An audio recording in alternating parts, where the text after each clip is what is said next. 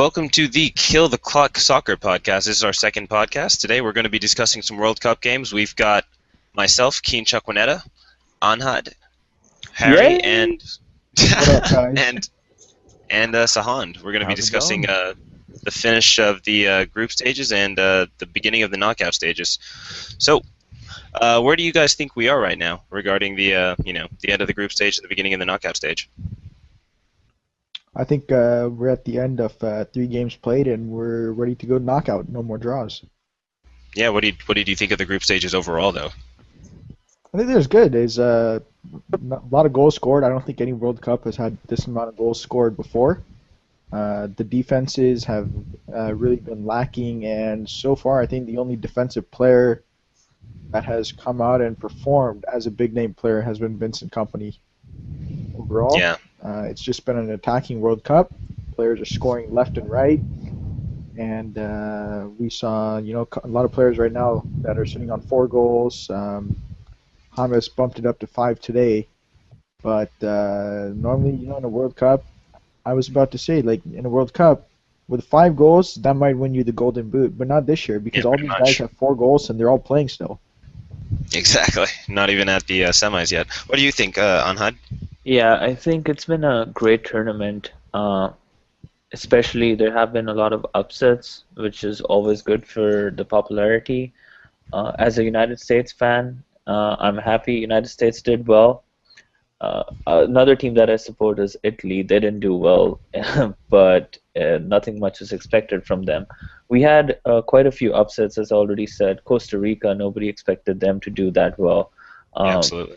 on the other hand, nobody expected Spain to do that bad. And there have been some like these moments by some teams, like Australia. I thought, although they had 0 points, they were not that bad. They were fun to watch. All right. And what about you, Sahan?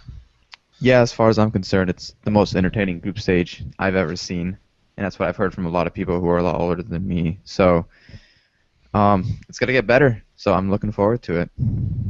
All right. Yeah, I can Lot of definitely goals. agree with most of that, man. Definitely agree with most of that. Yeah, I think so far the most interesting group for me was probably Group B, only because watching Spain get destroyed by pretty much everybody was it's not what we're accustomed to. But I mean, you've also got great action in Group D and Group G as well with Ghana, Portugal, and Germany and the U.S. All right, so we're gonna move on to the individual groups here. What did you guys think of Group A? So just Group A real quick. That's Brazil, Mexico, Croatia, Cameroon. Absolutely. And the Brazil-Mexico game, Mexico came into the World Cup not in top form. They kind of backed their way in. I believe they had to go either to New Zealand or they had to do a playoff with New Zealand. And they actually would have missed the World Cup had Graham Zusi not scored in like the 92nd minute in Panama when the U.S. had already qualified. So that's why, Graham Zusi's a hero in Mexico right now. Yeah. But Mexico backed their way in, but I think they have been the best defensive team this tournament. I think they've only allowed 1 goal. Yeah. I think Iran, could say Well, something, but they got into a messy situation, and then they no, had some actually, trouble against Bosnia. Costa Rica also allowed just Let's one keep it goal. short about Iran. I'm still recovering. Yeah, I would say this. Actually, continue. yeah. So I mean, just Mexico looked good. I was kind of surprised that they moved on, although percentages were on their side. I thought Croatia had a deep enough team that they had the opportunity to move on, but Mexico took it to them in that final game. And Brazil just looked very good over. I mean, maybe not the best of results, but they were attacking, they were scoring. Their defense was obviously lacking a little bit, but this is kind of the Brazil that we're used to, the flair that Brazil shows in the World Cup, and Neymar, he took it to the stage. Yeah, no, I definitely think that Mexico, they Like I feel that they're the one team that I haven't really gotten onto their bus yet. Maybe I watched too much of them in the qualifying. Maybe I watched too much of their pre-World Cup qualifiers. But they just seem not to really know what's going on like in the midfield area. Like they're very solid defensively, and they're showing that now. But I haven't really been impressed by them going forward, which is why I still kind of have them as one of my underperforming teams. And Brazil is definitely right there with them. I mean, yeah, they did get out of the group, and they did so pretty convincingly. But a lot of the competition that they faced really isn't the caliber of competition that going to really show us what they're capable of under pressure, which is why I honestly thought Chile had a really good chance of knocking them out earlier today, and they came close. Yeah, Couple of my pitches. assessment of the group is similar. No disrespect to Cameroon, but a lot of people have them going fourth, and almost everyone had Brazil going first. It had to come down between Mexico and Croatia. Yeah, I would want to say Brazil had a lot of things going for them. Home court, the hype about Neymar. Um, this does not look like a typical Brazilian team. That it's not stacked as the previous teams, and a lot of offense is coming down to Neymar. So for me, they're definitely not the clear favorites, at least at this stage. And in today's first round game, I also saw Neymar cramping up, and I honestly don't know how healthy he is gonna be. Keep in yeah, mind that cramping did happen at the end of nearly 120 minutes, Yeah. and yeah. he did pick up a knock in the fourth minute that he did have to fight through. And I think the coach said after the game that there is something wrong with his thigh, and they'll need a couple days of recovery time for it. Yeah. Yeah, Any Regard. thoughts? regarding sorry, Group A, I would say no surprise, Brazil first, Cameroon last. Croatia, they Yeah, had a chance. They talked a lot of smack before the Mexico game, and Mexico came out, and in the second half they just dominated the game. And I was actually really impressed by Mexico. If those two offside goals were allowed against the Cameroonian team, maybe they finish first. Maybe Brazil finishes yeah, second. So yeah, I was really impressed to get for Mexico to bounce back after qualification, get 7 points in that group. For me, Brazil not winning all 3 games is a little disappointing, but does it really matter? No, as long as they keep advancing. It doesn't have to be pretty. Just keep winning. yeah. And Croatia, a bit unfortunate with the refereeing in the first leg, but again, Definitely. they had their chance in the last one and they didn't show up. Yeah, last thoughts. I just want to say that Brazil, they really haven't been at that level of performance that we saw last year in the Confederations Cup. I was really looking forward to seeing that here. They seem to be, kind of just stuttering their way through the matches, but I don't know. It's a lot to look forward to. Also, yeah, let's move on to Group B. Spain, the Netherlands, Chile, and Australia. I mean, the big surprise here, of course, is Spain going out and the Netherlands, spanking them in the first game. But what are your guys' thoughts on that?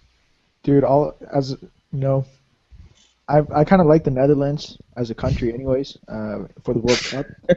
But as a Manchester United fan, this group for me was wow, Louis van Gaal, man. Can the World Cup be over already, and can the Premier League season start? I just love his attacking flow. It seems like they're using a different formation or slightly different formation every game to cater to their opponents. I think that he definitely has the pulse of the team, and that front line, Van Persie, Robin, they are both in form right now.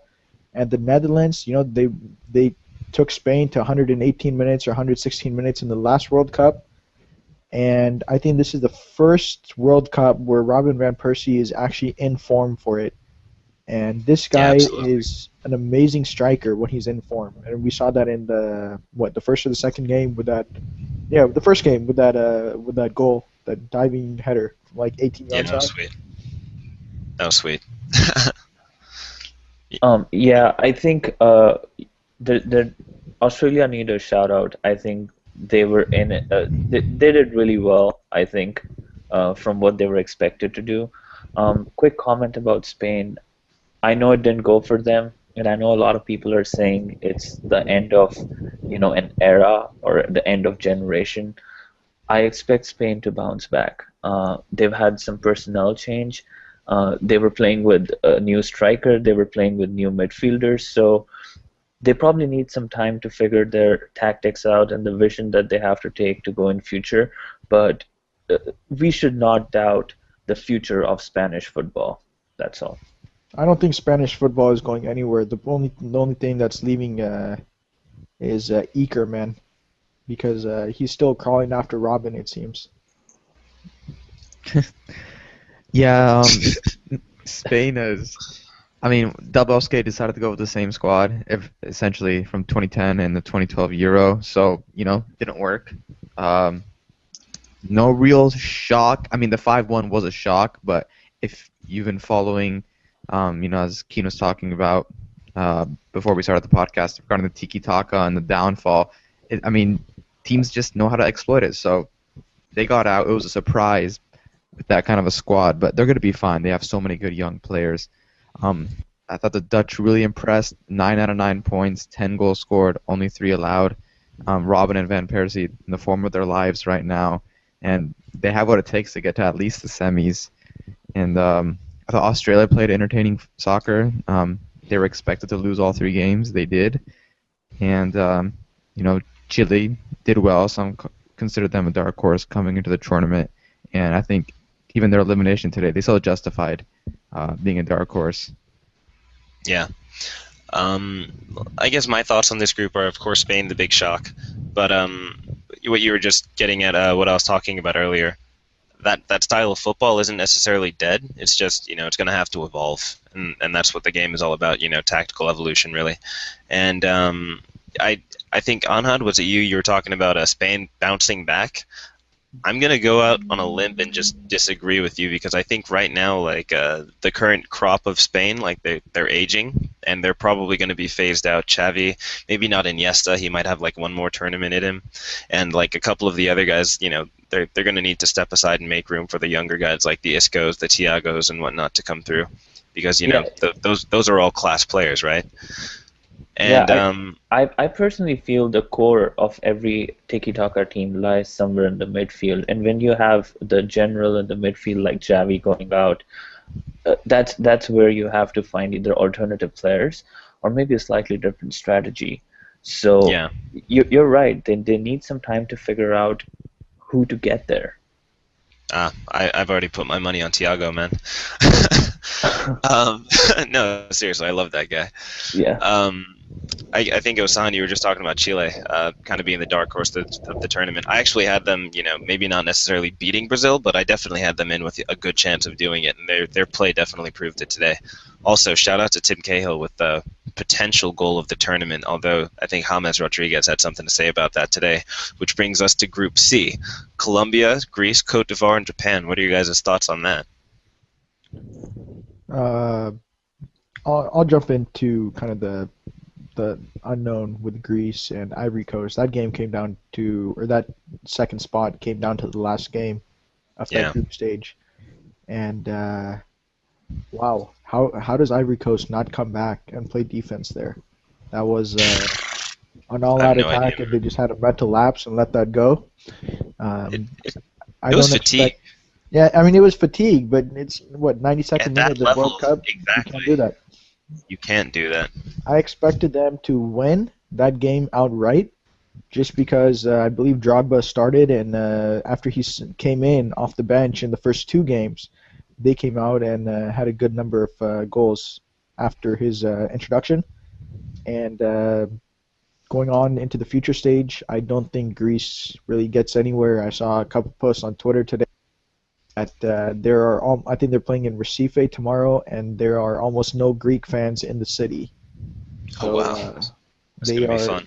yeah, it could be a very rowdy environment, and up against Costa Rica, which looks good. I'm kind of surprised Japan only got 1 point. I thought they had a better team than that, and I actually thought they would compete for that second spot, but yeah, only 1 point. Yeah, I think for me, Japan has been the surprise story of this group. It's not just the point that they've earned; it's they've played really, really bad. The first game that they played, I believe it was against Ivory Coast, right? Um, there was a fight there, but later on after that, I didn't see much in that team. I was very, very disappointed.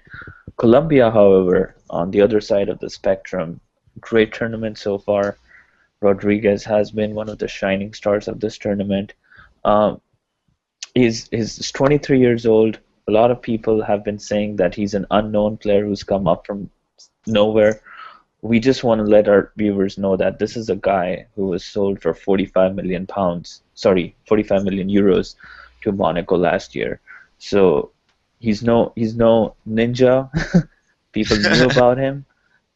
He's just come into prominence, and I'm gonna say this: next round when Colombia play Brazil, if Colombia can beat Brazil, you can expect. I'm gonna give them a chance to win all the way.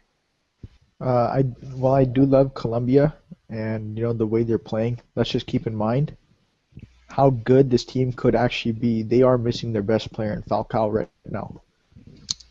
I actually think that might kind of be a help to them. Just gonna go out on like a really far limb and say that yeah, without Falcao, maybe they don't have their star. But the other strikers that they have, Gutierrez, even Jackson Martinez, those guys are very capable, and they aren't like I'm trying to think of how to put it. I think the thing is that I don't know.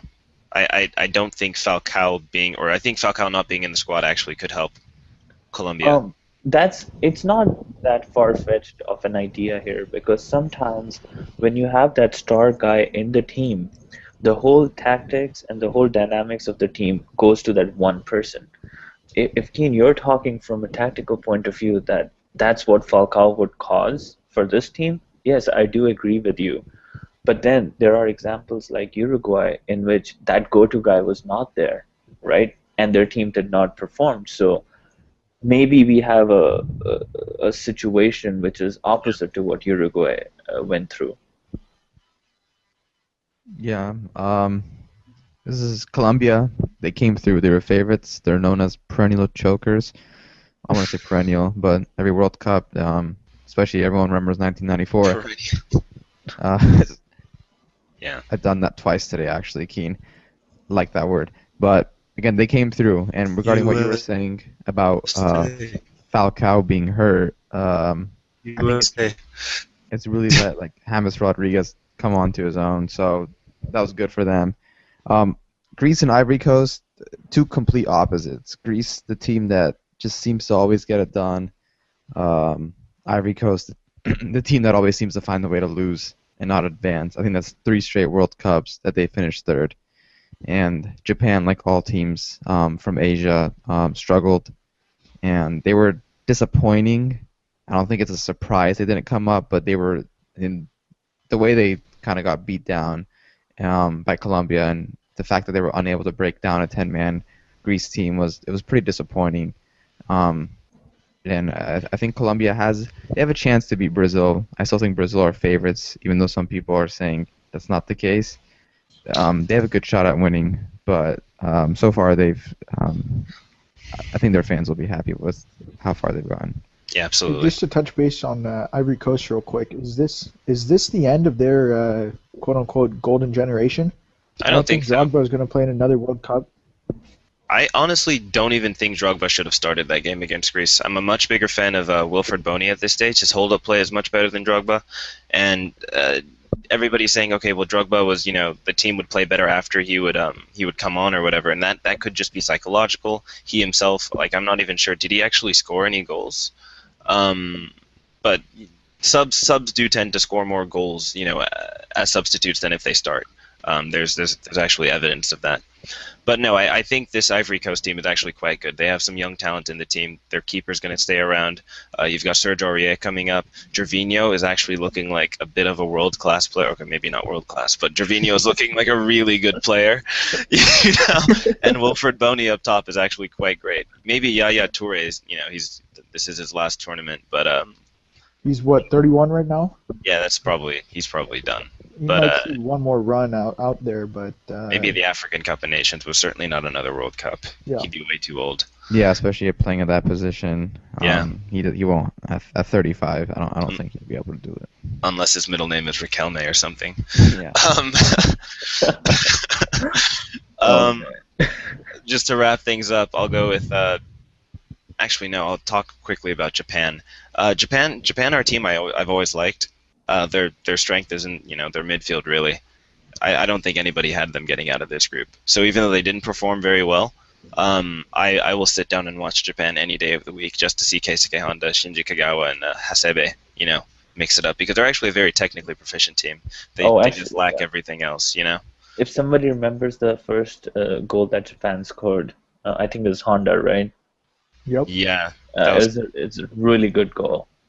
yeah, very very good sweet strike. Yeah. And then lastly, to close up, Colombia and Brazil. Brazil, like I said earlier, they're stuttering. Colombia are a team that are absolutely on fire. And I want to say that Colombia play pretty similarly to the way Chile do. It's a high energy, very direct counterattacking style. And if Brazil, don't show up, they could be in some serious trouble, like some very serious trouble, because James Rodriguez, Juan Cuadrado, Gutierrez, even Jackson Rodriguez, these guys, they will finish chances. Not to mention both of their flying fullbacks. I think it's Armero, and I forget the other guy's name, but yeah, I mean, Colombia have a great side. And just to clear up what I was saying earlier about Falcao, when you have a star like that in your team, he can kind of determine tactical decisions. I feel that because his hold-up play is so garbage, um, Yeah. they were often forced to play a second striker alongside him. And while he will finish chances that other strikers might not, Goals of playing. tournaments. I'm sorry. Goals of tournaments. Yeah, I mean, they do, but the thing is, being forced into playing like a two-man midfield isn't the best thing in the world either. Midfields win tournaments too, right? They control games. And also this Colombia team, they have depth. Like, Jackson Martinez is one name we've thrown around. This guy has scored 46 goals in 60 games for Porto. Yeah. He's very highly rated, and I know a lot of top clubs want to sign this guy. So they're no slouches for sure. Yeah, definitely. And speaking of slouches, Group D. Go to the next Here group. we Here we go. Just kidding. I should actually say I'm not one of those people who thinks Roy Hodgson should be fired. Baby steps is the way it is with international soccer, and I can see some improvement with this England side. Group D. Uruguay, Costa Rica, England, Italy. Probably the biggest shock of the tournament. Costa Rica spanking some World Cup winners like, it's no man's business. What do you guys think about that? So coming in, this group was talked about as a potential group of death and the group of champions. I was completely wrong on England. I had them moving on from this group, and they looked good in European qualifying, but I have no idea what happened when they came out here. They had a decent showing against Italy in the first game, and it was tied up, and then Balotelli happened. But yeah, that was about it from England. It was quiet the rest of the tournament, actually. Yeah. This group deserves a whole podcast in itself. There is so much to talk about this group. You start with Costa Rica. How many people realistically had them making, or just winning the group? That's insane. Who would have expected? How many people thought Suarez would again bite somebody and get banned? How many people thought that Not Liverpool, because they didn't get him any treatment or counseling. Not to mention there were people in Norway who actually did think that, and they made some good money on Oh the yeah, match they put in. I heard a bunch of people made money on this. I Luis was one of Suarez, Norway thanks you. I was one of the people who thought that this was the time when Italy, who always is expected to fail but do good, or I wouldn't say always, but sometimes people sleep on them and they go through. And England, who people always think are going to be great and they fail, I thought the tables would turn this time. I was wrong as far as England goes. And it's not such a bad thing for England, though. I know the results didn't go for them, but I think they performed a bit better than what they did in the last few tournaments. Moving on now, the thing that we have to talk in this group is how Uruguay are going to do in the remainder of this tournament. the first game that they played without Suarez, they don't look good. The last game that they played without Suarez, they looked all right. Right? Can we say all right? Or Wait, or they already played their They're last game done, in the man. tournament. They're They're going. done. no, They're on All the right, I'm plane sorry. home. no, I mean the last group stage, the last group game they. Oh, sorry. Yeah, Uruguay are done. Sorry, too late. I'm tripping here, but We all the just point. sat there in stunned silence, thinking we saw the Right. wrong games today. Yeah, I was like, Yeah. wait, who played? But my point was Uruguay without What group? Suarez didn't really have any firepower. Yeah. No, I'll jump into that because I kind of know what you're saying there. Yeah. Uruguay Diego Forlan lost in is. the first game, and they did not look good at all. I think Forlan's the type of guy that can come off the bench, kind of like he was good in the last World Cup, but honestly, like going back to a U.S. perspective real quick, I think Forlan right now is more of that Brad Davis type sub that you can bring on late in the game if you need a goal and you're intending to do it off a free Yeah. kick. And I don't think he can play it anymore as a Or striker Drogba, 90 cough, minutes a cough. game, and he obviously didn't play that today either. Uh, yeah. But if you look at Uruguay, yeah, they lost the first Yeah, game I without don't think. Suarez. With him, they're 2-0 in this tournament. Yeah. And today, again, without Yeah, Suarez, they had no appetite, no hunger, and they just looked very bad overall. I think Yeah, Uruguay's problem looking at is this they group. they depended almost. Hello. Go ahead. I was saying Uruguay's problem is that they depended almost solely on that front three to create and score basically. I don't really see any midfield quality in that team. So I mean Uruguay isn't really going to sit push the ball forward, knock it around, and control a game really. And And without these. Suarez, without I'm sorry. Oh, I was Was just that an gonna indeed? say. I was just gonna say that. Can I get an amen?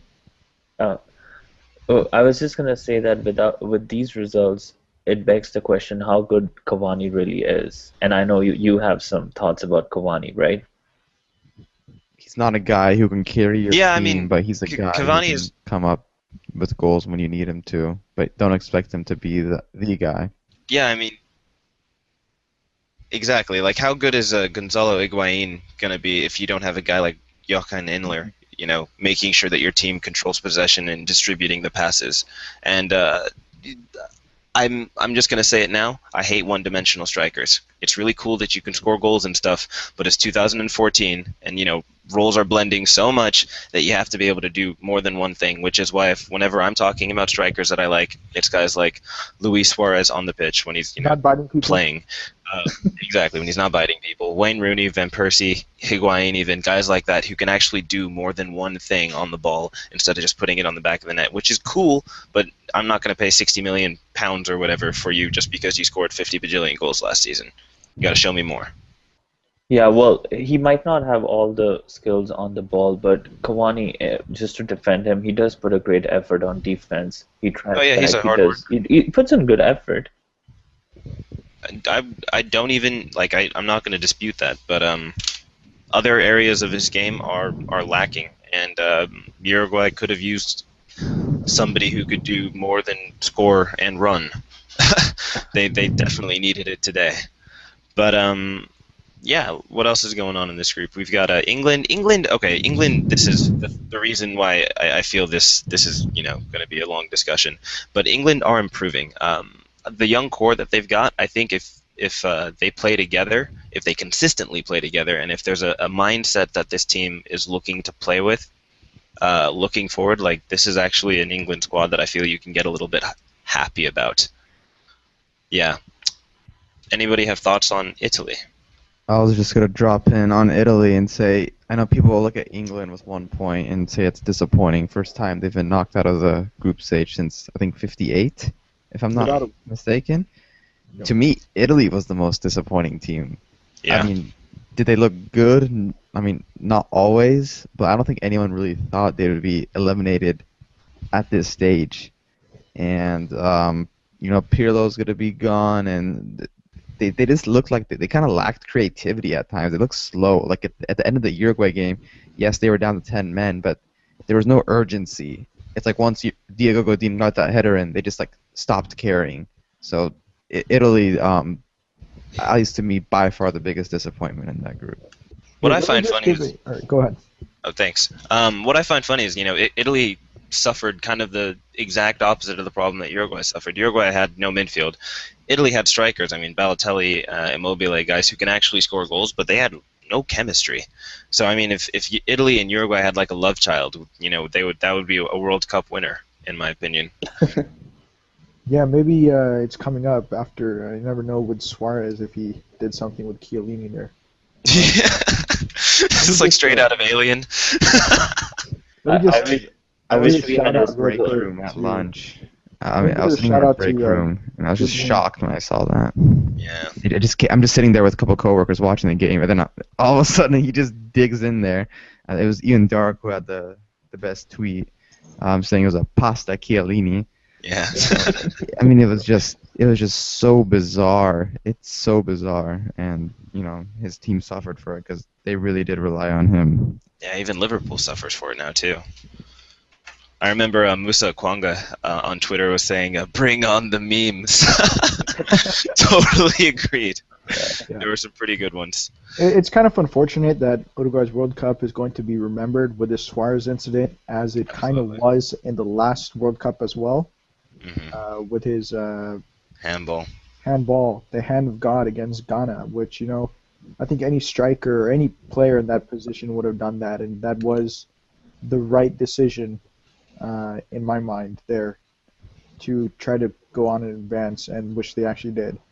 But I want to give a shout out to Godin here. He had a great season, a long season, and he came up with another header when they needed it most, when his Yeah, team needed it exactly. most. I think somebody had a tweet said the goal to basically win La Liga, a goal in the Champions League final, goal to get your team out of the group in the World Cup. Doesn't get much better than that. Yep. All in a couple weeks too. Yep. All right, next two groups are kind of boring, so But let's get it over with. all right. Group B: Switzerland, Ecuador, France, and Honduras. I'm just gonna go out on a limb and try and direct this conversation by saying that France beating Switzerland 5-2 shouldn't be taken, as like a true thrashing of a team. I mean, yes, they actually did it, and it's easier said than done, but they had an early set piece goal, and their second goal came off a defensive error, and anybody who's down 2-0, within the first 20 minutes is going to play very differently than if it's 0-0. And I do think this Swiss team are actually quite good. So, discuss. No, I agree with that. I think the Swiss team are good.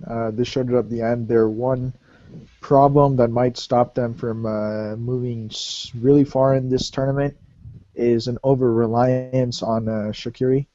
Hmm. But in their next game, they'll play against Argentina, which is really relying on Messi, so you never know. It could go either way. Yeah. I liked France, the way they played. You're an Arsenal fan. I know you were talking about bringing on Giroud beforehand. Yeah. Obviously, I think Benzema is the better striker there, but I Oh, yeah, like what they definitely. did in the last two games. I think they had a two-striker rotation up there. And this is definitely a better France team than the one we saw at the last Yeah, definitely. key players. Ribéry being out, I think he got injured right before the tournament, and still not bringing Nasri was a bit of a surprise. But they got 7 points, they won the group, so can't question the coach. Yeah. Results are gold for coaches, really. My sentiments on Giroud aren't necessarily that he should start over Benzema, but I'm definitely of the opinion that his hold-up play is better, and that I mean, hold-up play is really good, especially when you have a midfield like France does. Johan Cabaye, I love him, and he's a player who does like to get forward, and you can just imagine him and Giroud linking up really well. But yeah, Benzema's having a great tournament. Can't be denied. Yeah, I agree with the first thing Keane brought up regarding the demolition of the Swiss. Those two goals came like within a minute of each other, and it just put them in an awkward spot. Yeah, they shouldn't have allowed, goals 3, 4, and 5 um, after, but I don't think the Swiss are as bad as they were made out to be after that game. Hmm. And I think they'll pose a stiff challenge for Argentina regarding Yeah. France. Benzema's been doing great. He's got 4 goals. Not to mention he missed a penalty kick. Yeah. So he's doing great, and Ribery being hurt before the tournament and Nasri not being invited. So far, so good for the French. Although they did have an easy group, so I think once this tournament continues, it's gonna get tougher for them. I don't think we've really seen them tested yet. Yeah.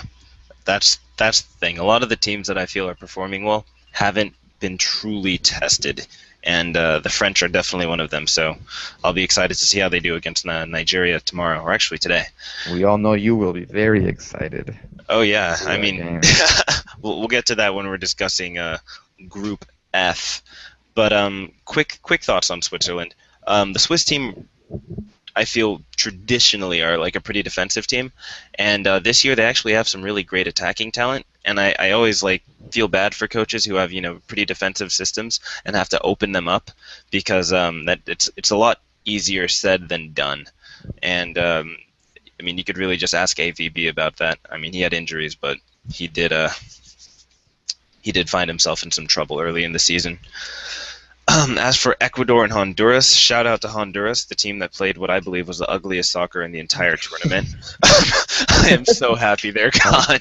So happy they're gone. It was bad, And yeah. yeah, I mean, I understand that teams not every team has the technical quality of a Spain or a Brazil or whatever. But when you turn ugly, when your solution to that is to just hack people down, I can't respect that. Ecuador, they were never going to get out. Really? They were. No. I thought they were unfortunate in that first game. Mm-mm. I never saw it. I didn't see them having the level of performance, at least not consistent enough. I mean, I didn't pick to them to escape. come out. I think most of us had France and Switzerland, but I thought Ecuador with that last second goal on one end, they were about to score, then Oh yeah, you're right. the tackle The and the counterattack. turnover, then just like that, they were out of. That's it. They're out. Yeah. Hey man. Shout out to Ener Valencia, scored all of Ecuador's goals. Where's the other Valencia?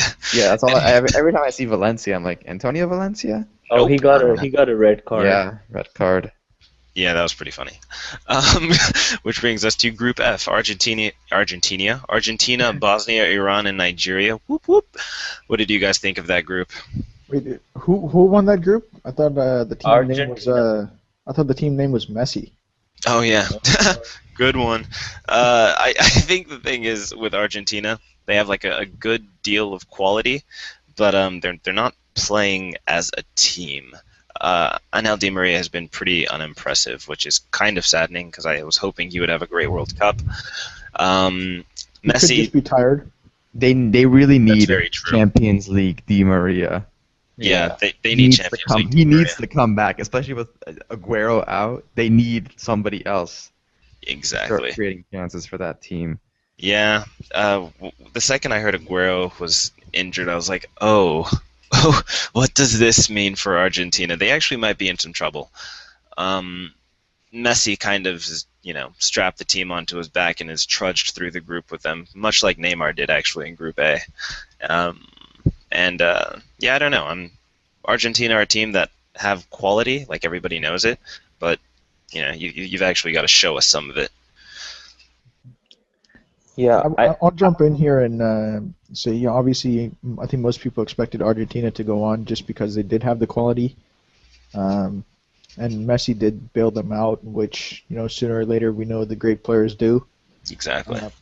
I'm kind of surprised that Bosnia and Herzegovina did not move on. I thought they had a good amount of talent, and I think they were ranked in the top 10 by the FIFA rankings for whatever that matters. rankings.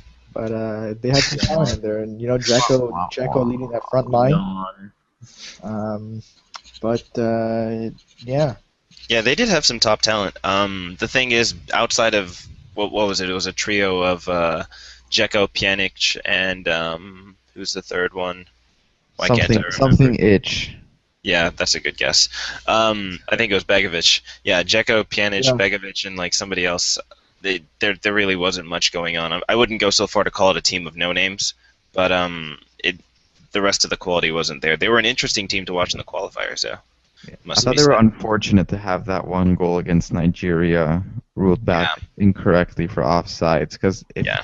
if that game finishes 1-1, they're advancing. But a lot of Bosnians said this is the golden generation of players, and the coach had some critics. But again, I thought they did well versus Argentina. They're a little static versus Nigeria. Then they put 3 goals past that Unlucky is a stubborn better word. Iranian defense. So I still think on talent, based on talent, they're the second best team in the group. But unfortunately, that soccer just didn't work out for them.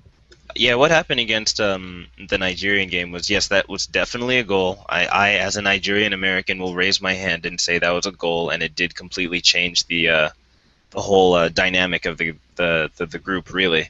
But there was this also another phenomenon, something that meteorologists have just figured out. It's called Vincent Anyama. Um, he had a fantastic game for the Fantastic rest of the match. tournament. Yeah, I know he's on fire, man. And yeah, that's my boy right now. As for Yeah, Iran, sorry. As for Let me. Yeah, maybe oh, I can decipher this best. yeah, you can. I think looking at the first game again, they went into it worst game of the tournament by far, just a Oh yeah, dry 0-0 tie, and the idea was for them to still be alive by the last game. But I mean, against Argentina, they were underdogs to lose by 3 or 4 goals at least. fantastic game, by the way. Yeah, and I yeah, mean, the surprising thing to us, it wasn't surprising that it was only a 1-0 game. It was surprising that Iran had like 4 or 5 legitimate chances in the second Exactly. half to Not to score. mention the penalty. Yeah, and then the penalty. But again, they were alive to the last day, and I think that's the intention they came into the tournament with. And if I could just drop one real quick thing regarding Argentina and Messi is that Messi scored 4 goals in 3 games, which is impressive, but he hasn't had that kind of 80 to 90 minute impact he usually does in his prime days with Yeah, Barcelona. I yeah. feel That's he's of course attracting a ridiculous amount of attention in this Argentina side. The thing is, the other players in the team, of course, there are some serious world class talents in this team, but from an attacking midfield point of view, like there isn't much going on. Di Maria isn't doing as well as I thought he would. So you're seeing Messi like drop really deep and like try and play 1-2s with guys, and it's just not happening because he only actually gets into a dangerous position from these deeper positions once or twice a game, and every time he has, he scored. I mean, he did it against Bosnia, he did it against Iran, and well, he tore up Nigeria. But still, I mean, like the thing is, he attracts a lot of attention, and yeah. it's I hard to yeah, Also, perform the, like just on that. the the difference between the Messi of Argentina and Barcelona is they're also playing in different positions, right? Yeah. And there's a whole different tactic going into the game. So yeah, a lot of people criticize Messi a lot, but he's carried this team through this group. Argentina, I will say, probably deserved to be on the top, but they did not deserve to have 9 points. Yeah, that's actually the best way you can probably summarize that. Um, Group G: Germany, Um, Portugal, Ghana, and the U.S. Lots to say about that, no doubt. Yeah, nothing to talk about. Very boring group. That's next. yeah, Just want to say massive shout out to the U.S. I had them finishing dead last in this group after getting torn up by every single one of these teams, and I was proved wrong. wow, haters, man. I know. Oh, you had them finished third. I had You were them right. finishing third, and with a little bit of luck that they would advance. And that luck came in the form of Pepe in game one. The Yeah, 10-man, the red card, and the 4-0 Coentrao loss to as well. Germany. Yeah, Coentrao. Control getting injured. Portugal did have a lot of injury issues. Ronaldo came through yeah. clutch for the team, though, and the end of game two, which might have cost the U.S. the top spot in the group potentially. And had they won that game, and in that third game, he came through and he basically locked it up for the U.S. at a time that Ghana did look a little bit dangerous. Yeah, exactly. Talking about that U.S.-Germany game, props to the U.S., man. I mean, they lost 1-0. They did not look that good in that third game against Germany. But then again, Germany didn't look that great either. It was a really rainy day. I don't The even field think. conditions weren't that good. And Yeah. I know you guys talked about the ref in game one, Croatia, Brazil, and then a little bit in that Iran game as well. I think the ref in the Germany-US game was terrible. Atrocious. There was a moment early in the first half where Jermaine Jones had an open run on the ball, and it would have been a shot just from the top of the box, unmarked shot from the top of the box, and the ref checked him. The ref basically Oh tackled him, yeah, and it's just poor positioning. Can't yeah. really blame him. Yeah, and Well, right before that, yeah, like right before that, yeah, there was there was a foul on Fabian Johnson, Yeah, and it would have been a 4-on-3 break, and Jermaine Jones going down the sideline, yeah, and rather than taking exactly. the advantage, he called it back for the foul. that's true. That's true. I think the U.S. played a good game overall. They obviously wanted to defend and not lose by that many points, and they didn't. But I thought they had their opportunities. I mean, the ref screwed up a little, and later on in the second half, when my boy DeAndre Yedlin, when he came in, Yeah, he tried to change. You should just go $92,000 and a tattoo year. his name to your forehead. I know. You love him so much. I'll We do get- it once we get- we Manchester get to hear United this and Louis name. Van Gaal sign him. We get to hear Yedlin's name, I guess, I don't know, once every 20 minutes. Yeah, we have like a WhatsApp discussion throughout the group, and Happy, like even though he doesn't really have anything to say, he'll just say, "Hey guys, Yedlin," Yedlin. and leave. Oh. I For want a to fun say, fact about DeAndre Yedlin, Uh-huh. lowest paid player on the team makes Oh, wow. $92,000 a year. wow. Yes. So you can say Group what G. you want, but speed kills, man, and there's no counter for speed. So Yeah, but I'll put it this way. Like I think I was explaining this the other day. DeAndre Yedlin reminds me of like a really young Theo Walcott type player. I mean, he's not a winger; he's a fullback. But you got to marry that speed with some technique. That's No, what brings you up to the next level. I definitely agree. Like he's great in that last 10-15 minute sub role. Yeah, exactly. Group G, you can do another podcast on this whole group. Yeah, But I think the first game really set the tone for this whole group. yeah, exactly. And if you could go and alter that first game and what transpired in that game, maybe this would not happen. But having said that, you have to give credit to United States because they got opportunities. Klinsmann got a lot of heat when he did not pick up Donovan. And look, here it is, US qualified into the knockout stages. So And the craziest thing is they could have won the group. Like it's not even a far-fetched thing to say. oh, definitely. Yeah, they could have. The last game, the Germany-United States game, man, that could have ended in like 5 different ways too. Yeah. I And I mean, think the fitness of the United States is really what separates us yeah. from the other teams. And also, United States, where from their base camp to all the different locations was the most traveled team in the number of miles covered too. So Thing is, yes, when you think about the domestic situation though, I would say that players in the MLS travel probably more than any other league in the world. And they're Oh, also maybe more, maybe the they're more Russian rested. league. They're more rested. I mean, they They're haven't more playing rested. overseas the whole year. Yeah, they are more rested, and they should be in a better form because their season is just starting up and everything. That's true. That's also very true. But they did have a lot of conditioning issues. The Altidore injury seemed like the first game, a couple guys went down with cramps and just slight pulls here and there.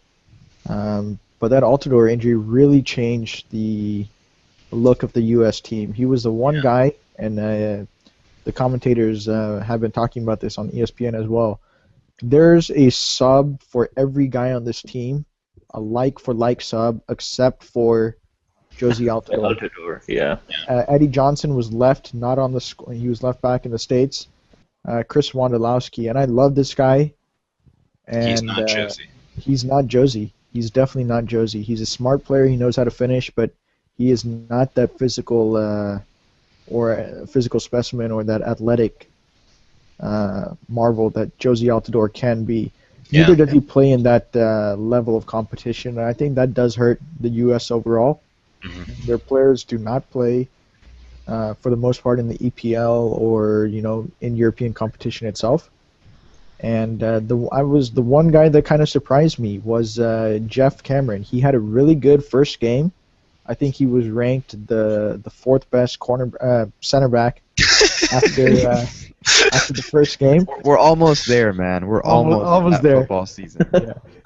The fourth best cornerback after. No, anyway. He's the fourth best center back after the first game. But that second game, this guy plays in England. He plays for Stoke. I expected a better performance from him in that second game. But both goals were, against him, and that first one was just atrocious. How do you Yeah. make that mistake? It's called concentration. Yeah. I want to concentration. bring up. So we've talked about so many positives happening in this group. I want to talk about the biggest negative in this group. A team with Michael Essien, Christian Atsu, Kevin Prince Boateng, Jordan Ayew, Asamoah Gyan, Soli Muntari. How could this team be fourth in a group? Can you think about it this way though? Did Ghana actually play poorly in any of No, the games? look at When the they played- German game. No, I think they did against Portugal. They outplayed pretty much. I'm not going to say everybody, but for stages of everything, they definitely outplayed the U.S. Yes. They definitely outplayed Germany for portions of the game, like large portions of the game. Mhm. And in Portugal, they competed about as well as you could expect them to do. So you can't really say that Ghana had a disappointing tournament, just that they were incredibly unlucky. Yeah, I Hey, think well, also, like, Ghana did well in that last game against Portugal. After they tied up the game, there was a good 10-minute stretch, which it really looked like they were going to score a second goal and Yeah. knock the U.S. out. Yeah. I think what you have to talk a little bit about Ghana in going into that last game was the issue they had beforehand. Multiple issues. They did with- the $3 million cash that Yeah, Kevin that's Prince what it was. Boateng and Michael Essien getting in a fight. I mean, you can't have those kind of distractions on the team. So Yep, that's too many distractions, and on a 3 or 4 days rest, those distractions pop up. This is like what happened with France in the last tournament. But Maybe not that worse. same skill. Well, yeah. That was a different. France was like a nuclear level of like self-destruction. Yeah. I mean, That this was is pretty bad, but That was the French biggest team had a locker. winnable group. This Ghanaian team, it's still a group of death. So I mean, it's excusable. But again, like Harry was saying, they were 1-1 with Portugal. One more goal, and they could have been advancing. So absolutely. Yeah, I don't even think if any team failed to get out of this group except for Germany, it would have, you can't really look at it as a disappointment. Which brings us to another disappointment, or at least in my eyes, Belgium. Yes. 9 points and a disappointment. How can there be a like it's- disappointment with 9 points? Because you have to analyze their game. Look at the level of competition that they're playing. These are teams that arguably the U.S. could probably take 6 to 7 points from. And Belgium is taking 9 points from these teams, but they're not doing it in the convincing manner you would expect of a team with their individual quality. And I mean, okay, yes, individual quality will never win you a World Cup. The team actually has to be tactically sound, but they do not seem to be tactically sound. It's a bunch of very good players playing together in a not so good way, and they're relying heavily on their defense. Honestly, I'm gonna put all my money on United States beating the Belgium. Reminds me of Monaco. Cough, cough. Looking at I see what you guys say about Belgium being disappointment. And I agree in an attacking sense they've been disappointment, but 1 goal allowed, that was off a PK, and they haven't played good. They've kind of squeaked by, and even that last game against Korea, they kind of sent out like a B team. They didn't have all their best players out there. That's fair. But the talent's still there, so you still expect them to do well. And 9 points in this tournament, the way some things have gone, I still go by the results, but there's definitely a lot of room for improvement considering some of the big names they have on the team. Yeah, and you're saying that they only conceded 1 goal. Russia is a team that just for whatever reason seems to be allergic to creating chances. I was watching that Russian team and I wanted to smash my head against the wall. It's not Rush. It's Fabio Capello. Exactly. Yeah. Because I remember Russian teams of years past actually having a little bit of attacking verve to them, and there was just none this year. Euro 2008. I mean, yeah, I think they made it to the semis then, right? Yeah. 6 years ago, but that's the kind of Russia we'd like to see. Expect to see, yeah. And Capello being Capello is not letting Russia be Russia. For $11 million salary. That's absurd. Yeah. So are you Quick, guys sure that quick. is Capello's problem? I thought the goalie, the Russian goalie, was allergic to holding on to the ball. Yeah, at least in the Korea match. Yeah. I mean Uh, that. Wasn't it raining though that game? I mean, Yeah, The but thing I is, don't it's know. it happened like 3 or 4 times even before the Korea yeah. goal. Like That's true. That's he true. kept dropping the ball. I mean, yeah, they could Both have. goalies were. Both goalies were. If I Yeah, remember correct, the Korean keeper was probably the least convincing goalie, except for Iker Casillas, the entire tournament. yeah. Yeah, I just want to give a just talk about Belgium real quick. Maybe they didn't have the most convincing games, and I know Anhud said he would put all his money on the U.S. beating Belgium. I have a lot of bias for my own teams, and I think the U.S. got in there. But as I mentioned at the beginning of the podcast, of all the defenders, big name defenders that came in that are actually playing to their level, Vincent Company is at the top of that list right now.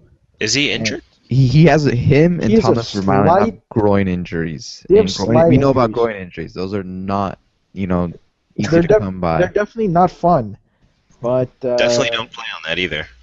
no, I think he'll come out and play.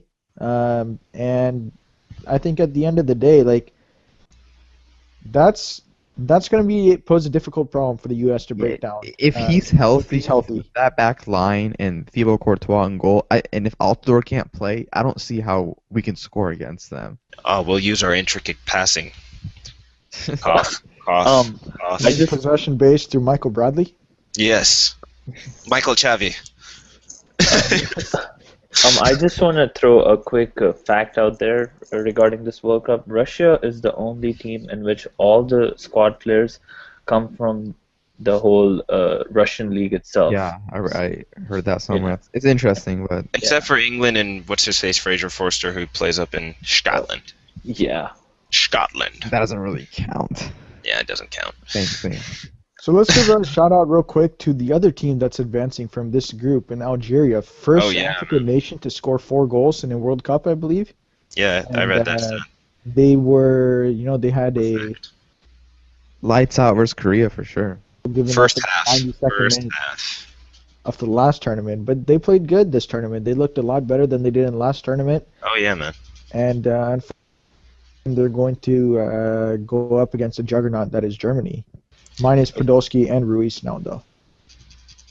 I'm okay with Podolski now. I mean, we didn't really talk about the Germans in, that much in the last group, but if we could do a quick touch on them, with Podolski being out, I think that's okay. They have Götze, they have Andre Schürrle. I I They don't- agree. have the depth. They definitely have the depth. I think the only place it hurts them a little bit, and we kind of saw this in the USA game.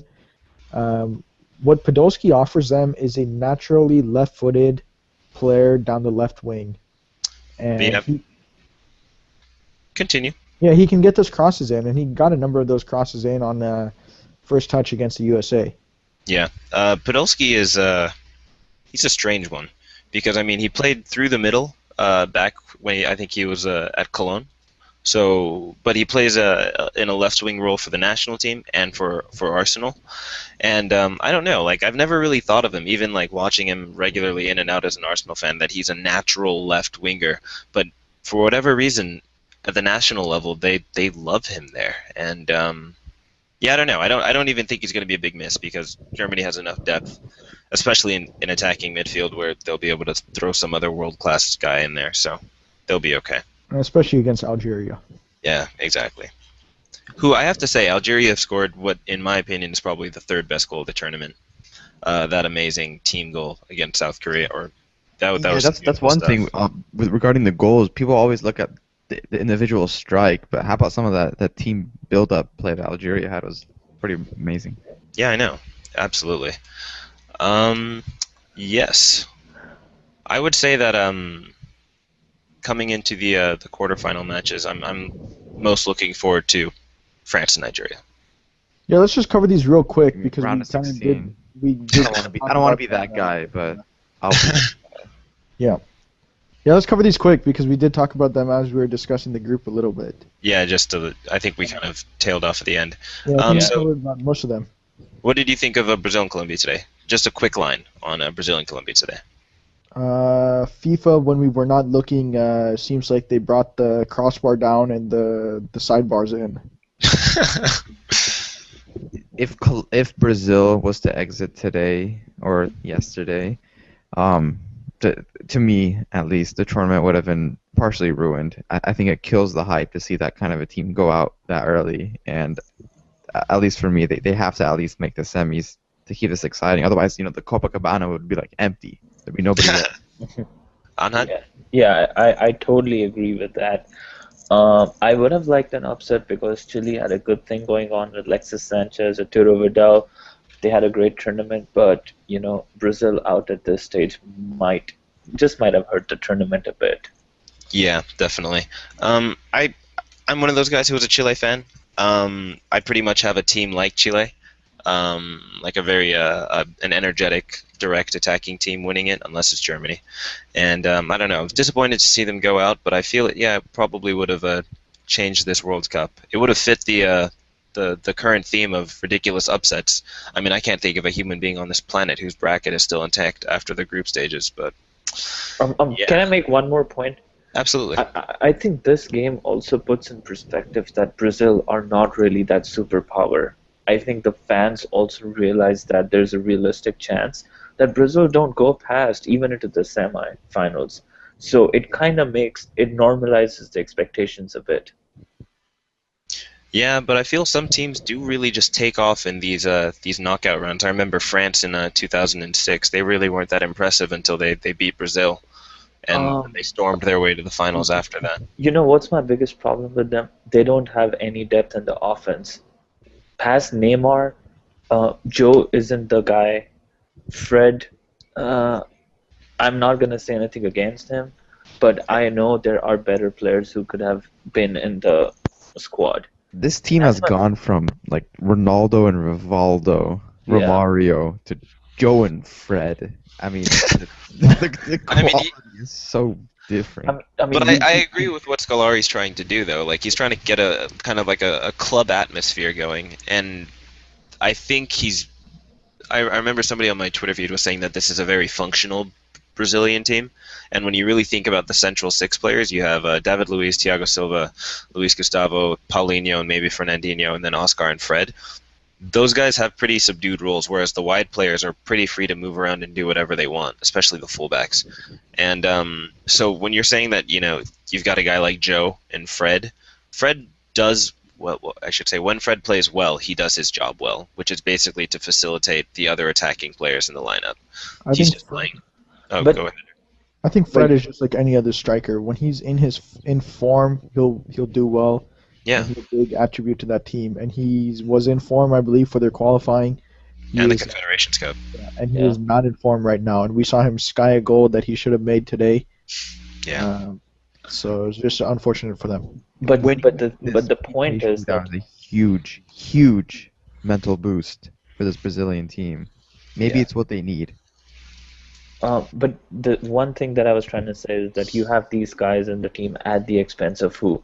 Pato, Lucas Moura, Pato Coutinho. spent the season Corinthians though, and not to mention his massive injury problems. Like the Yeah, big misses, Yeah. I think are Coutinho. Like I honestly think that guy Coutinho. is just ridiculous.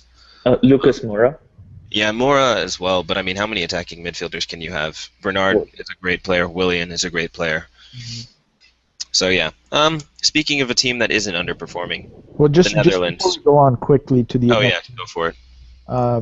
Chile's out, but I want to give props to them. I think they probably could have won today's PK, but they were missing Mendel or whatever, and Vidal, Yeah. and probably the guy that took the last PK that would have been Vidal out there. Yeah. The penalty kicks are really a coin toss. If No, Chile. it definitely is. I'm not denying that or anything. Oh yeah, it's just Chile. I felt they did enough to win the game, and they didn't. But that is the way things go. And yeah, I don't know. Netherlands, Mexico. I'm gonna go with the Dutch. As good as Mexico, have done in surprising us, qualifying to this stage, the Netherlands are doing very, very good. I truly expect them to win. Harry. I got the Netherlands winning. Louis van Gaal, he can do no wrong right now in my eyes. But I will just say this: Brazil came off a good win against Croatia in their first game, and with the whole nation behind them. And they went into that second game and they far outplayed Mexico in the attacking third. They had a number of shots, and Ochoa just made some amazing saves out there. And if he has another game like that, he could shut down Netherlands attacking or goal scoring opportunities. And all you need is a goal, and if not, you got PKs to look at the end of the game. I disagree. I think the Netherlands have a really good finish. They can finish better. And I would expect I'm expecting Netherlands to win by at least 2 goals. Oh. No, I didn't say I don't expect that, but I just said don't be surprised if he has another great game in there. Son, Well, did he really have a great game? Was half of those saves just okay? I don't want to criticize the guy who had a really good game. I really do. Uh, I want to give him props for having the game of his life, but half of those saves were sort of blown out of proportion by the media. Keen, Be do it you as want it to? may, but he made a lot of money for himself off that game. I think he's absolutely. transferring to a bigger and better team. But that Saves doesn't. Sorry, go saves ahead. saves have to be made, but Yeah, I kind of brought this up after the game. yeah, A good deal of those shots were kind of right at him. yeah. With that said, yes, okay, he's still man of the match, but show me some guy like flying. I don't know if you guys remember this game specifically, but Joe Hart had like a fantastic game against Tottenham Hotspurs like a couple of years ago. That's a man of the match performance in my book. Now, how about Anyway, Cesar today? That was a man of the match performance. I missed a lot of that game. I can't speak. Julio Yeah, second Cesar. half. Yeah, the second half he had one big save, and then One again big save and that saving PKs though. the PKs from essentially Chile's two best attacking players was big. But regarding the Dutch, Louis van Gaal has this team just clicking on all levels. I think in form Arjen Robben, Van Persie, he missed the third game. Otherwise, he's been playing really good. Might have been Um, on purpose though. yeah, He's Yeah. fresh. maybe. He's fresh. It could be too much to handle, and I think it will be. And let's not forget, Wesley Schneider's had a pretty subpar tournament so far. It'd be interesting to see if he gets the nod, or they get to play Memphis Depay in his spot. I think We'll Wesley see. Sneijder has been subpar for the last 3 years. Just saying. Yeah, That's it's a one fair of those common themes we've seen in this World Cup with coaches trying to like bring back the guys from 4 years ago to see if they can recreate that form. But unless Guillermo Ochoa just blocks everything, I think the Dutch are just too talented. And I think their confidence is sky high after getting 9 points out of that group. Just Alright. real quick about your point of coaches bringing back all the old players. I guess not all the coaches are like Jurgen Klinsmann. Yeah, definitely not. Yep. We are blessed to have them. Yep. American So France, exception. Nigeria, Keane. Oh, wait, I don't get to talk take it about away, the Netherlands. Come on, Oh, guys. no. I thought you already did. Go ahead. My bad. Jeez, guys, just trying to shove me along. Anyway, Netherlands, Mexico. Quick thoughts. Basically, the Netherlands have been playing some counterattacking football. Mexico have been playing some counterattacking football. That's the Netherlands. I think they're still playing that 5-3-2, and they kind of like to sit back a little bit and play really direct balls into space over the top. And I don't think Mexico's really going to give them a chance to do that. I think they're going to be forced to play a little bit more or hold the ball a little bit better than they have. So I do actually think like my awesome insight into this game is that if the Netherlands play well, Wesley Schneider's going to have a great game because they're going to be forced to recycle possession a little bit more against a team that's going to want to sit back. So yeah, moving on to Costa Rica and Greece. I'll just jump out there real quick. I got Costa Rica. I don't think any of the Greek fans have Greece either because they did not show up. If you're not Greek and you're not For rooting Greece. for Costa Rica, you're doing something wrong. 'Cause I Yeah, don't think exactly. anyone wants to see Greece win. I mean, Get on the Costa Rica bus. Costa Rica, even though they finished first, they're still the Cinderella team of the The tournament. Costa Rica bus might just be parked right outside the Greek box because that's what Greece does. They Yeah. park the bus. Yeah. And they do it well. Yeah, that's kind of my thoughts on that game. France, Nigeria. All right, take it away, Keen. Okay. Keen. All right. Well, I'm going to give you the first 11s for each team, and then I'm going to break into some tactics. Just kidding. I think France are a better team. There's no doubt about that. Nigeria, I'm I want to say that I've been disappointed in them, but they played really well against Argentina. So I'm wondering how much of that is, actual Nigerian performance because they were terrible against Iran, and I thought that they didn't deserve to win against Bosnia, which means that I don't think my home country deserved to get out of the group, which is blasphemous, but still true. So now that they're playing France, I do think that they're going to have to play a lot like they did against Argentina, where they actually showed that they could hold the ball because France are a very technically proficient team. They hold the ball well. They have all kinds of attacking midfielders and strikers that can hurt us all over the place, especially considering that we're missing some of our starting defenders. So I still have France winning this one, probably going to be like 2 or 3-1. Yeah, I think I think everyone France agrees would take with care of Keen's it. assessment. Yeah, Yes, we all whatever agree you with say, Keen. boss. I Okay, think cool. I think France takes care of that. I think pretty easy win for them. Yeah, sadly. Germany, Algeria? I got Algeria. Psych. Just kidding, guys. Yeah, I think Germany wins this hands down, and this might be the first good offensive German performance of this World Cup. Yeah, You, definitely. you know the game to talk about will be Germany versus France if our predictions are right. Yeah, I actually had that in my bracket, so I'm feeling pretty good Yeah. about that.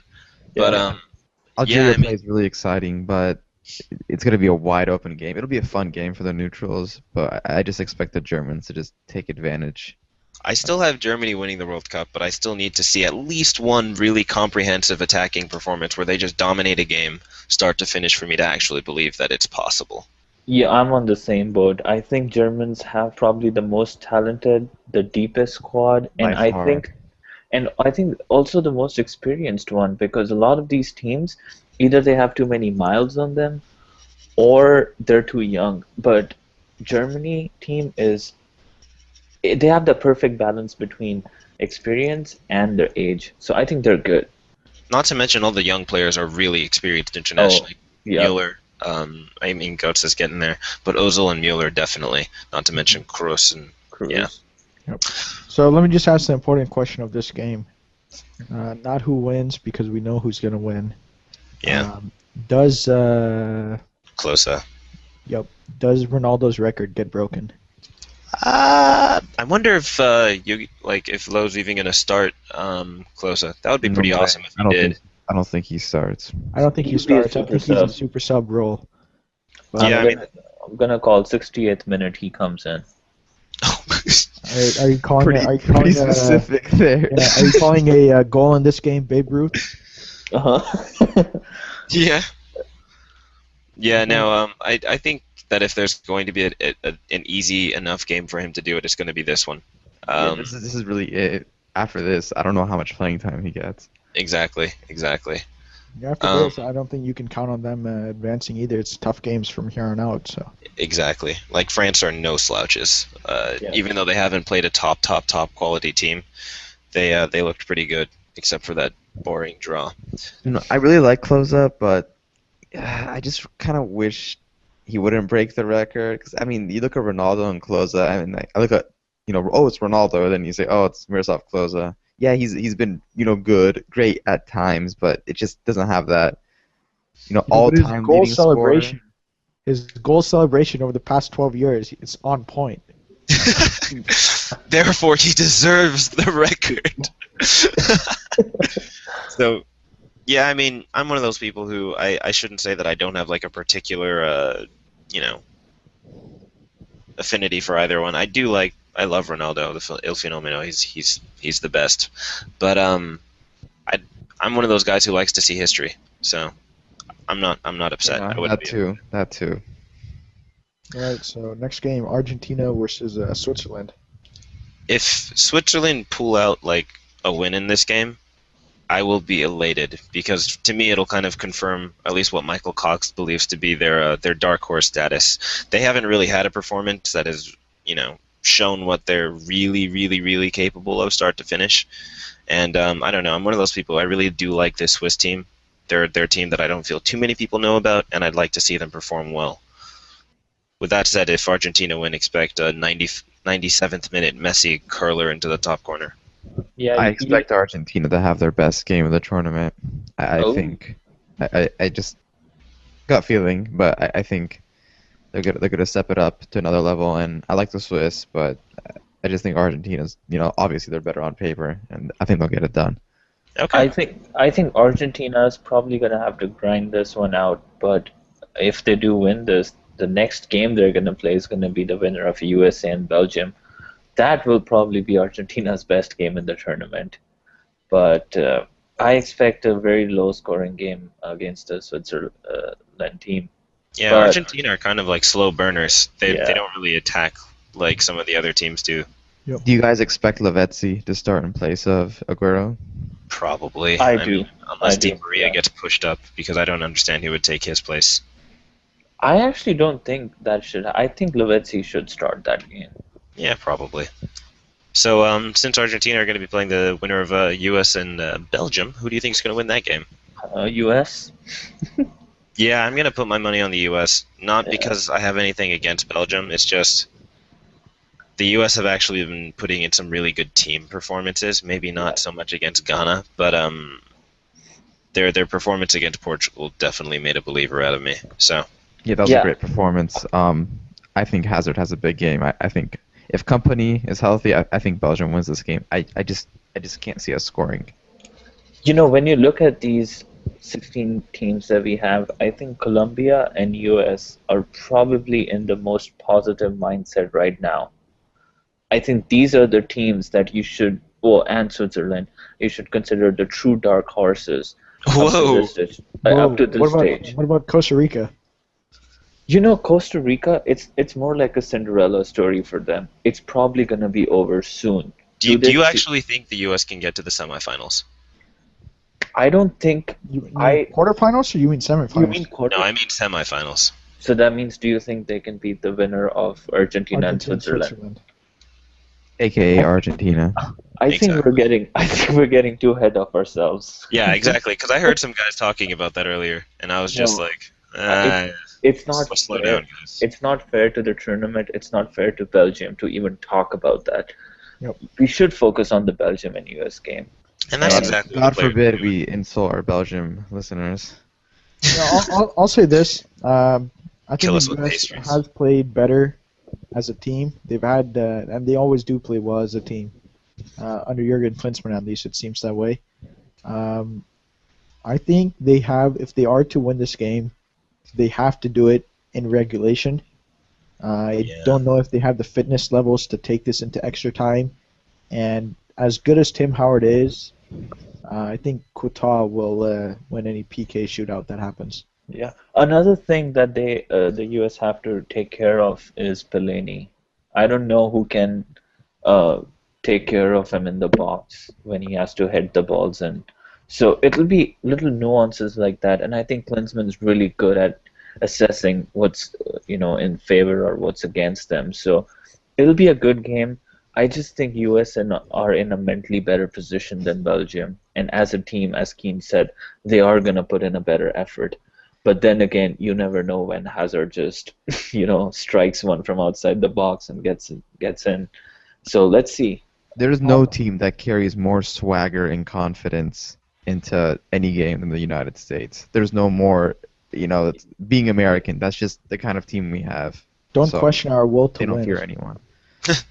I think it is a little bit of a benefit in order, like you mentioned, the Fellini point, that Jeff Cameron did kind of fall out in that second game, and Omar Gonzalez did put in a man of the match performance Yeah, against definitely. Germany, because he is the tall guy on this defense. I think he's 6'3" or 6'4", and I thought he would be a little shaky, which he had been over the past couple months. But he made a number of good saves, beating Mueller to the near post a couple times, and just making some good, solid decisions, going Yeah, all in with tackles when he needed to. He read the game really well, and that's exactly the kind of game that you need to have when you're playing Germany. Because with Germany, it's not about being beaten with pace or anything like that. It's about being beaten because they can control space really well.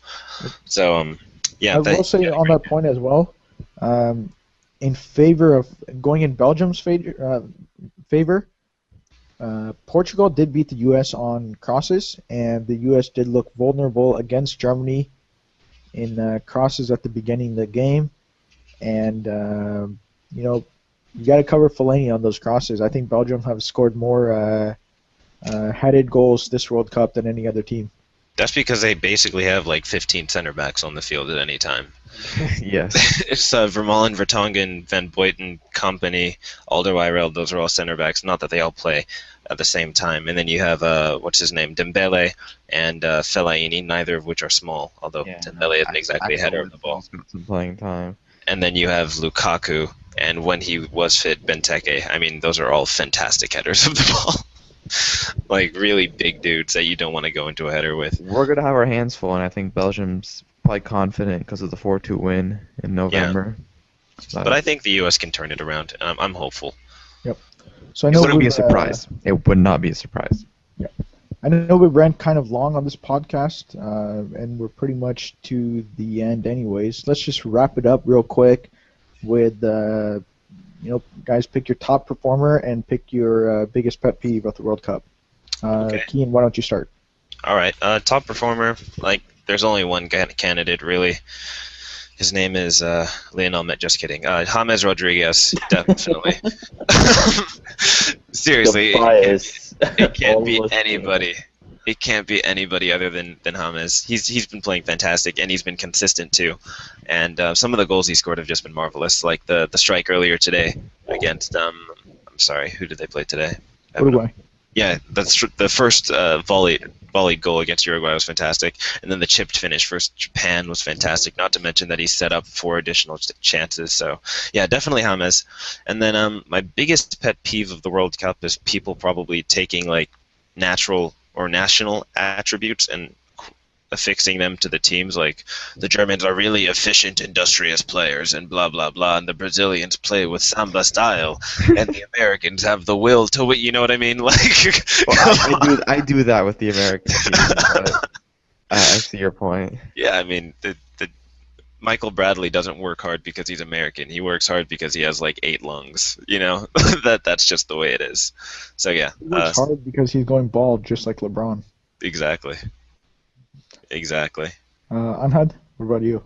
I think my biggest winner is actually Lionel Messi, and I feel that because although James Rodriguez did have an amazing tournament, but I still would see Colombia advancing even if he did not perform to the levels that he did. However, if Messi did not single-handedly take Argentina to where they are right now, they would have. There's a chance they would have not. They would have had to struggle a lot to just qualify. So I'm gonna say Lionel Messi so far, and my biggest pet peeve is definitely when a goalkeeper gives up 4 goals and everybody say that whoa, that goalkeeper sucks. No, that's not the case. Sometimes your defense is so bad as a goalkeeper, you have no choice but to see the ball go past you. I am gonna jump in really briefly. That happens a lot in soccer, and that happens across many positions. Like people will say John Terry and Tim Cahill are the 2 best center backs in the league. It's like, are they really, or is it just because they have everybody else in their team standing right in front of them, and all they have to do is head away crosses all day? Yeah, sometimes systems and tactics make or break a player. Yeah, that's just me. Best player of the tournament for me so far, probably Arjen Robben. I mean, he's played 1 game less than James Rodriguez, but I just think looking at old Robben 4 years ago, the misses he had versus Spain, and then the struggles with Bayern Munich, and the way he's turned that around, hitting the game winner against Borussia Dortmund 2 years ago, or technically a year ago. And I just think his confidence is sky high, and he has the ability to carry that Dutch team at least to the semifinals because they play the winner of Costa Rica and Greece. They're going to be big favorites in that match. So I definitely Arjen Robben. Biggest pet peeve has been spoilers, really. I mean, I don't know how many times I have to tell people that I'm recording the game. I need my phone. Sometimes I need to text my family something and let them know like where I am, stuff like that. I don't know how many times I got to tell people I'm recording the game, and don't come after and tell me, "Oh, hey dude, it was a great game. You don't want to miss it." I'm like, "Oh, thanks. Now I know there's gonna be a shitload of goals in the game." Pro I tip, don't. guys. That's actually Sahand in that Kia commercial driving home. Yes, I saw that commercial and I'm like, "Holy crap! This commercial speaks to me." All right, what about you, Harry? So I was Yedlin. gonna pick Robin, but I guess you pulled him right before me.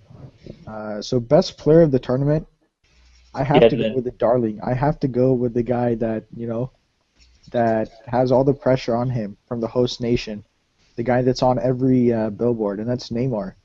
Oh, And he came through in the group stage. He carried them through that. And today, when sometimes your best player takes the first penalty, sometimes they wait for the last.